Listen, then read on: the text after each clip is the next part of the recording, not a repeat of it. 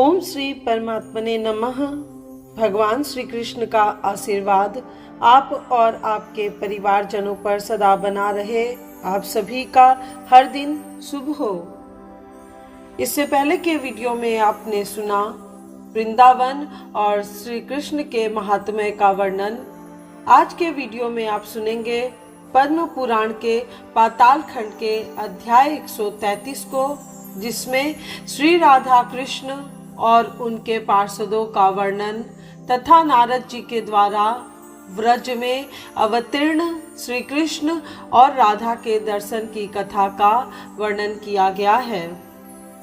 यदि आप आज पहली बार मेरे चैनल पर पद्म पुराण की कथा सुन रहे हैं तो आप सभी से विनम्र निवेदन है कि इससे पहले के भी सभी अध्याय जरूर सुनिएगा। अगर आपने स्पिरिचुअल जर्नी चैनल को अब तक सब्सक्राइब नहीं किया है तो शायद ये वीडियो आपको समय पर न मिल सके, जिसमें पद्म पुराण की कथाओं को आपके समक्ष बिना किसी शब्द या वाक्य में परिवर्तन किए बिना वैसे ही सुनाया जा रहा है जैसा कि संक्षिप्त पद्म पुराण में प्रकाशित किया गया है। इसलिए इन पावन और पवित्र कथाओं को सुनने का सुअवसर प्राप्त करने हेतु चैनल को सब्सक्राइब करें। आइए आप सभी मेरे साथ अपनी आध्यात्मिक प्रगति का मार्ग प्रशस्त कीजिए। पार्वती बोली, दयानिधे, अब भगवान श्री कृष्ण के जो पार्षद हैं उनका वर्णन सुनने की इच्छा हो रही है, अतः बतलाइए।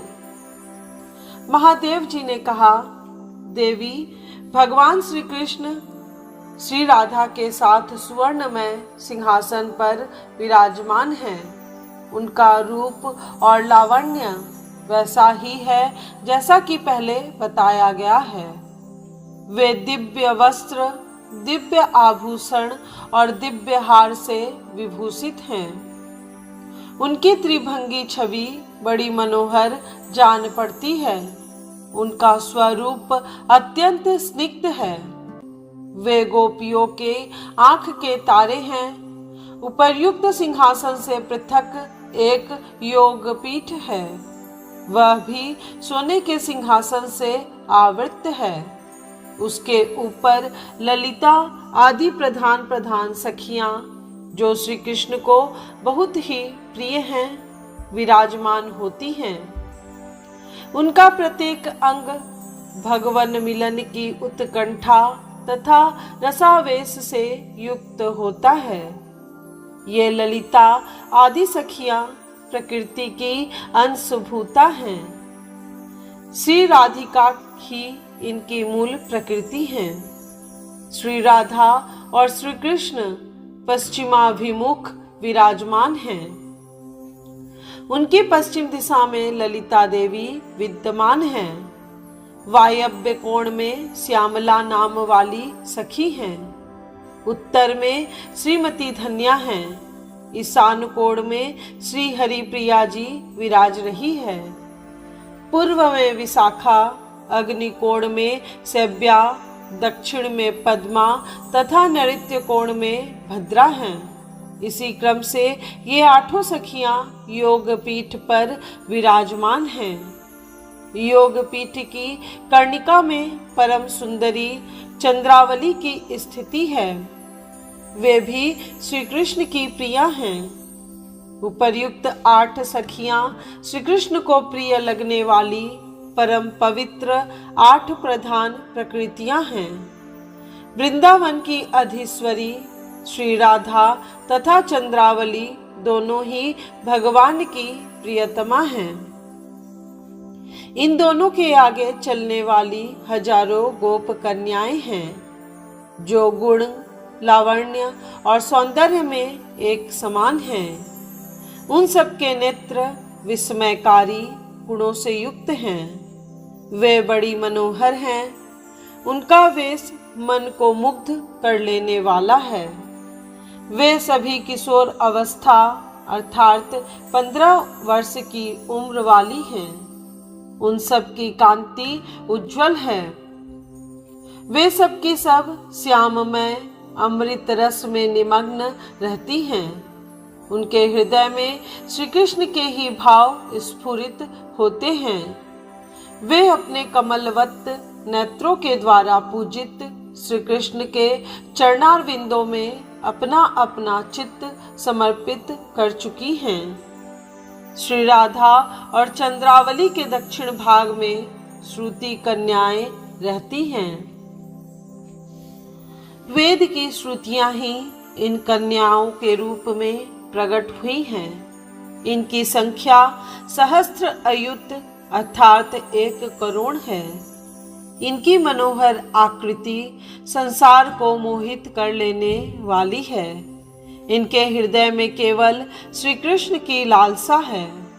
ये नाना प्रकार के मधुर स्वर और आलाप आदि के द्वारा त्रिभुवन को मुग्ध करने की शक्ति रखती हैं तथा प्रेम से विहल होकर श्री कृष्ण के गूढ़ रहस्यों का गान किया करती हैं। इसी प्रकार श्री राधा आदि के वाम भाग में दिव्य वेश धारिणी देव कन्याएं रहती हैं, जो रसातिरेक के कारण अत्यंत उज्जवल प्रतीत होती हैं। वे भांति भांति की प्रणया चातुरी में निपुण तथा दिव्य भाव से परिपूर्ण हैं। उनका सौंदर्य चरम सीमा को पहुंचा हुआ है। वे कटाक्ष पूर्ण चितवन के कारण अत्यंत मनोहर जान पड़ती हैं। उनके मन में श्री कृष्ण के प्रति तनिक भी संकोच नहीं है। उनके अंगों का स्पर्श प्राप्त करने के लिए सदा उत्कंठित रहती हैं। उनका हृदय निरंतर श्री कृष्ण के ही चिंतन में मग्न रहता है। वे भगवान की ओर मंद मंद मुस्काती हुई तिरछी चितवन से निहारा करती हैं। तदनंतर मंदिर के बाहर गोपगण स्थित होते हैं। वे भगवान के प्रिय सखा हैं। उन सब के वेश, अवस्था, बल, पौरुष, गुण, कर्म तथा वस्त्राभूषण आदि एक समान हैं। वे एक समान स्वर से गाते हुए वेणु बजाया करते हैं। मंदिर के पश्चिम द्वार पर श्री दामा, उत्तर में वसुदामा, पूर्व में सुदामा तथा दक्षिण द्वार पर किंकड़ी का निवास है। उस स्थान से पृथक एक सुवर्णमय मंदिर के भीतर स्वर्ण वेदी बनी हुई है। उसके ऊपर सोने के आभूषणों से विभूषित स्वर्ण पीठ है, जिसके ऊपर अंशुभद्र आदि हजारों ग्वाल बाल विराजते हैं। वे सब के सब एक समान सिंह, वीणा, वेणु, बेत की छड़ी, किशोरा अवस्था, मनोहर वेश, सुंदर आकार तथा मधुर स्वर धारण करते हैं।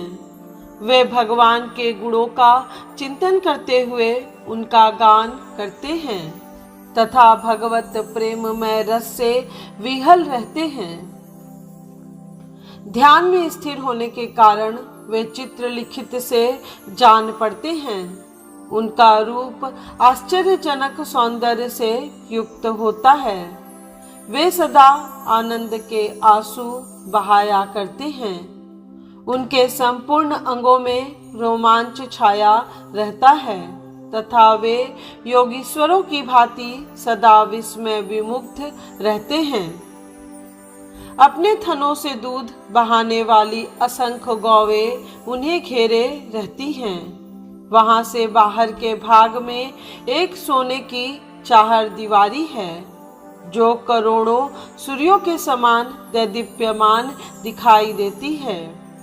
उसके चारों ओर बड़े बड़े उद्यान हैं, जिनकी मनोहर सुगंध सब ओर फैली रहती है, जो मन और इंद्रियों को वश में रखते हुए सदा पवित्र भाव से श्री कृष्ण चरित्र का भक्ति पूर्वक पाठ या श्रवण करता है, उसे भगवान श्री कृष्ण की प्राप्ति होती है।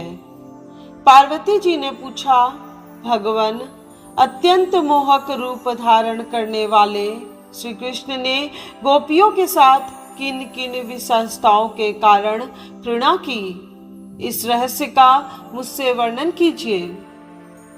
महादेव जी ने कहा, देवी, एक समय की बात है, मुनि श्रेष्ठ नारद यह जानकर श्री कृष्ण का प्राकट्य हो चुका है, वीणा बजाते हुए नंद जी के गोकुल में पहुंचे। वहां जाकर उन्होंने देखा महायोग माया के स्वामी सर्वव्यापी भगवान अच्युत बालक का स्वांग धारण किए नंद जी के घर में कोमल बिछौनों से युक्त सोने के पलंग पर सो रहे हैं और गोप कन्याएं बड़ी प्रसन्नता के साथ निरंतर उनकी ओर निहार रही हैं। भगवान का श्री विग्रह अत्यंत सुकुमार था। उनके काले काले घुंघराले बाल सब ओर बिखरे हुए थे। किंचित किंचित मुस्कुराहट के कारण उनके दो एक दांत दिखाई दे जाते थे। वे अपनी प्रभा से समूचे घर के भीतरी भाग में प्रकाश फैला रहे थे। नग्न शिशु के रूप में भगवान की झांकी करके नारद जी को बड़ा हर्ष हुआ। वे भगवान के प्रिय भक्त तो थे ही, गोपति नंद जी से बातचीत करके सब बातें बताने लगे। नंद राय जी, भगवान के भक्तों का जीवन अत्यंत दुर्लभ होता है। आपके इस बालक का प्रभाव अनुपम है, इसे कोई नहीं जानता। शिव और ब्रह्मा आदि देवता भी इसके प्रति सनातन प्रेम चाहते हैं। इस बालक का चरित्र सबको हर्ष प्रदान करने वाला होगा। भगवत भक्त पुरुष इस बालक की लीलाओं का श्रवण, गायन और अभिनंदन करते हैं।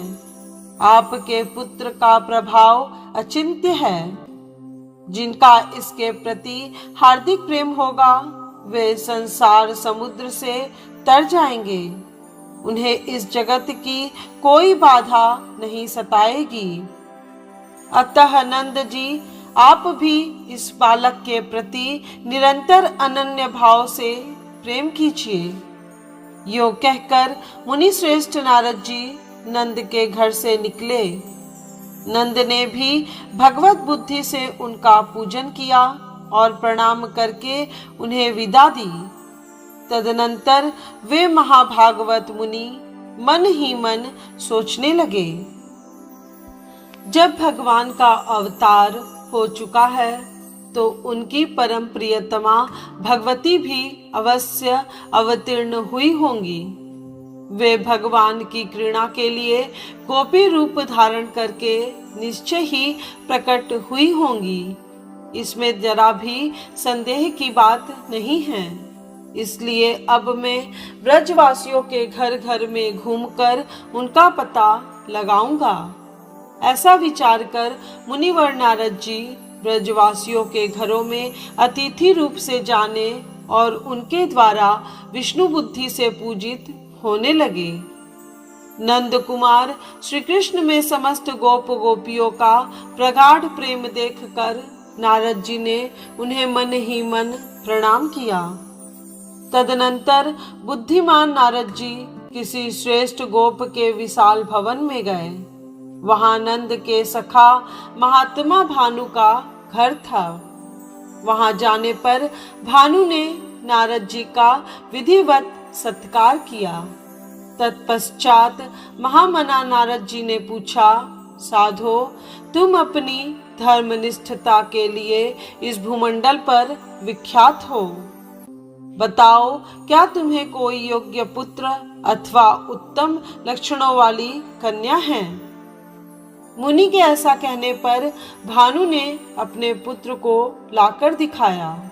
उसे देखकर नारद जी ने कहा, तुम्हारा यह पुत्र बलराम और श्री कृष्ण का श्रेष्ठ सखा होगा तथा आलस्य रहित होकर सदा उन दोनों के साथ विहार करेगा। भानु ने कहा, मुनिवर, मेरे एक पुत्री भी है जो इस बालक की छोटी बहन है, कृपया उस पर भी दृष्टिपात कीजिए। यह सुनकर नारद जी के मन में बड़ा कौतूहल हुआ। उन्होंने घर के भीतर प्रवेश करके देखा, भानु की कन्या धरती पर लौट रही है। नारद जी ने उसे अपनी गोद में उठा लिया। उस समय उनका चित्त अत्यधिक स्नेह के कारण विहल हो रहा था। महामुनि नारद भगवत प्रेम के साक्षात स्वरूप हैं। बाल रूप श्री कृष्ण को देखकर उनकी जो अवस्था हुई थी, वही उस कन्या को देखकर भी हुई। उनका मन मुग्ध हो गया। वे एकमात्र रस के आश्रयभूत परमानंद के समुद्र में डूब गए। 4 घड़ी तक नारद जी पत्थर की भांति निश्चेष्ट बैठे रहे। उसके बाद उन्हें चेत हुआ। फिर मुनीश्वर ने धीरे धीरे अपने दोनों नेत्र खोले और महान आश्चर्य में मग्न होकर वे चुपचाप स्थित हो गए। तत्पश्चात वे महाबुद्धिमान महर्षि मन ही मन इस प्रकार सोचने लगे, मैं सदा स्वच्छंद विचरने वाला हूँ। मैंने सभी लोकों में भ्रमण किया है, परंतु रूप में इस बालिका की समानता करने वाली स्त्री कहीं नहीं देखी है। महामाया स्वरूपिणी गिरिराज कुमारी भगवती उमा को भी देखा है, किंतु वे भी इस बालिका की शोभा को कदापि नहीं पा सकती। लक्ष्मी, सरस्वती, कांति तथा विद्या आदि सुंदरी स्त्रियां तो कभी इसके सौंदर्य की छाया का भी स्पर्श करती नहीं दिखाई देती। अतः मुझ में इसके तत्व को समझने की किसी प्रकार शक्ति नहीं है। यह भगवान की प्रियतमा है। इसे प्रायः दूसरे लोग भी नहीं जानते। इसके दर्शन मात्र से ही श्री कृष्ण के चरण कमलों में मेरे प्रेम की जैसे वृद्धि हुई है, वैसी आज के पहले कभी भी नहीं हुई थी। अतः अब मैं एकांत में इस देवी की स्तुति करूंगा। इसका रूप श्री कृष्ण को अत्यंत आनंद प्रदान करने वाला होगा। ऐसा विचार कर मुनि ने गोप प्रवर भानु को कहीं भेज दिया और स्वयं एकांत में उस दिव्य रूप धारिणी बालिका की स्तुति करने लगे। देवी, तुम महायोगमयी हो, माया की अधीश्वरी हो। तुम्हारा तेज पुंज महान है। तुम्हारे दिव्यांग मन को अत्यंत मोहित करने वाले हैं। तुम महान माधुर्य की वर्षा करने वाली हो। तुम्हारा हृदय अत्यंत अद्भुत रसानुभूति जनित आनंद से शिथिल रहता है। मेरा कोई महान सौभाग्य था जिससे तुम मेरे नेत्रों के समक्ष प्रकट हुई हो। देवी, तुम्हारी दृष्टि सदा आंतरिक सुख में निमग्न दिखाई देती है। तुम भीतर ही भीतर किसी महान आनंद से परितृप्त जान पड़ती हो। तुम्हारा यह प्रसन्न, मधुर एवं शांत मुखमंडल तुम्हारे अंतःकरण में किसी परम आश्चर्य में आनंद के उद्रेक की सूचना दे रहा है। सृष्टि, स्थिति और संहार तुम्हारे ही स्वरूप हैं। तुम ही इनका अधिष्ठान हो। तुम ही विशुद्ध सत्वमयी हो तथा तुम ही पराविद्या रूपिणी उत्तम शक्ति हो। तुम्हारा वैभव आश्चर्यमय है। ब्रह्मा और रुद्र आदि के लिए भी तुम्हारे तत्व का बोध होना कठिन है। बड़े बड़े योगीश्वरों के ध्यान में भी तुम कभी नहीं आती। तुम ही सबकी अधीश्वरी हो। इच्छा शक्ति, ज्ञान शक्ति और क्रिया शक्ति ये सब तुम्हारे अंश मात्र हैं। ऐसी ही मेरी धारणा है। मेरी बुद्धि में यही बात आती है। माया से बालक रूप धारण करने वाले परमेश्वर महाविष्णु की जो मायामयी अचिंत्य विभूतियां हैं, वे सब तुम्हारी अंशभूता हैं। तुम आनंद रूपिणी शक्ति और सबकी ईश्वरी हो, इसमें जरा भी संदेह नहीं है। निश्चय ही भगवान श्री कृष्ण वृंदावन में तुम्हारे ही साथ क्रीड़ा करते हैं। कुमारावस्था में भी तुम अपने रूप से विश्व को मोहित करने की शक्ति रखती हो। तुम्हारा जो स्वरूप भगवान श्री कृष्ण को परम प्रिय है, मैं उसका दर्शन करना चाहता हूँ। महेश्वरी, मैं तुम्हारी शरण में आया हूँ, चरणों में पड़ा हूँ। मुझ पर दया करके इस समय अपना वह मनोहर रूप प्रकट करो, जिसे देखकर नंद नंदन श्री कृष्ण भी मोहित हो जाएंगे। यो कहकर देव ऋषि नारद जी श्री कृष्ण का ध्यान करते हुए इस प्रकार उनके गुणों का गान करने लगे। भक्तों के चित्त चुराने वाले श्री कृष्ण, तुम्हारी जय हो। वृंदावन के प्रेमी गोविंद, तुम्हारी जय हो। बाकी भाव के कारण अत्यंत सुंदर, वंशी बजाने में व्यग्र, मोर पंख का मुकुट धारण करने वाले गोपी मोहन, तुम्हारी जय हो, तुम्हारी जय हो। अपने श्री अंगों में कुमकुम लगाकर रत्न में आभूषण धारण करने वाले नंद नंदन, तुम्हारी जय हो, जय हो। अपने किशोर स्वरूप से प्रेमी जनों का मन मोहने वाले जगदीश्वर, वह दिन कब आएगा जबकि मैं तुम्हारी ही कृपा से तुम्हें अभिनव तरुणावस्था के कारण अंग अंग में मनोहरण शोभा धारण करने वाली इस दिव्य रूपा बालिका के साथ देखूंगा। नारद जी जब इस प्रकार कीर्तन कर रहे थे, उसी समय वह बालिका क्षण भर में अत्यंत मनोहर दिव्य रूप धारण करके पुनः उनके सामने प्रकट हुई। वह रूप 14 वर्ष की अवस्था के अनुरूप और सौंदर्य की चरम सीमा को पहुंचा हुआ था। तत्काल ही उसी के समान अवस्था वाली दूसरी व्रज बालाएं भी दिव्य वस्त्र, आभूषण और मालाओं से सुसज्जित हो वहां आ पहुंची तथा भानु कुमारी को सब ओर से घेर कर खड़ी हो गईं। मुनीश्वर नारद जी की स्तवन शक्ति ने जवाब दे दिया। वे आश्चर्य से मोहित हो गए। तब उन ब्रजवालाओं ने कृपा पूर्वक अपनी सखी का चरणोदक लेकर मुनि के ऊपर छिटा दिया। इस प्रकार जब वे होश में आए तो बालिकाओं ने कहा, मुनि श्रेष्ठ, तुम बड़े भाग्यशाली हो, महान योगेश्वरों के भी ईश्वर हो।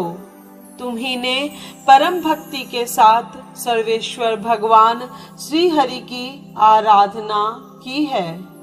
भक्तों की इच्छा पूर्ण करने वाले भगवान की उपासना वास्तव में तुम्हारे ही द्वारा हुई है।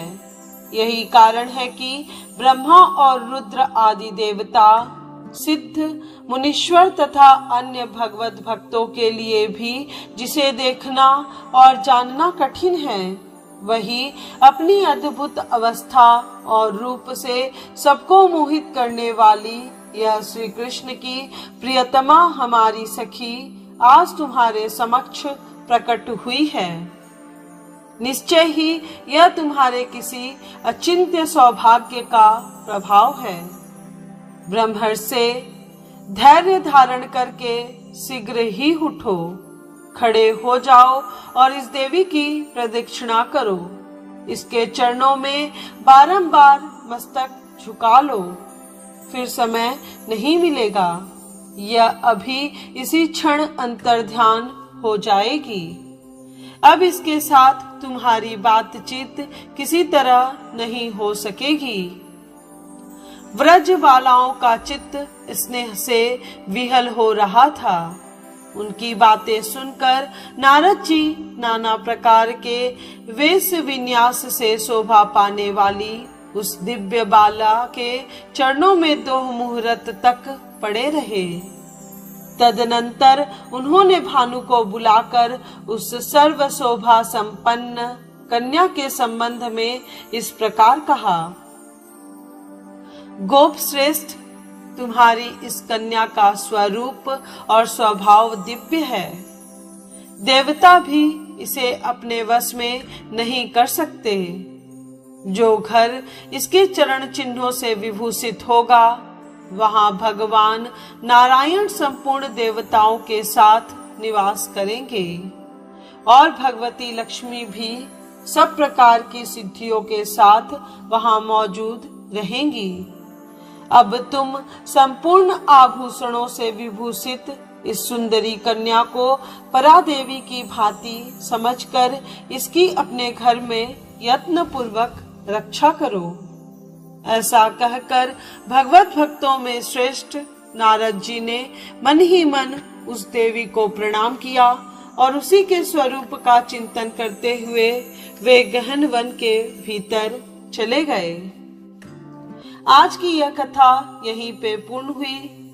उम्मीद करती हूँ आप आने वाले वीडियो में पद्म पुराण के पाताल खंड के अध्याय 134 को अवश्य सुनेंगे, जिसमें भगवान के परात्पर स्वरूप श्री कृष्ण की महिमा तथा मथुरा के महात्म्य का वर्णन किया गया है।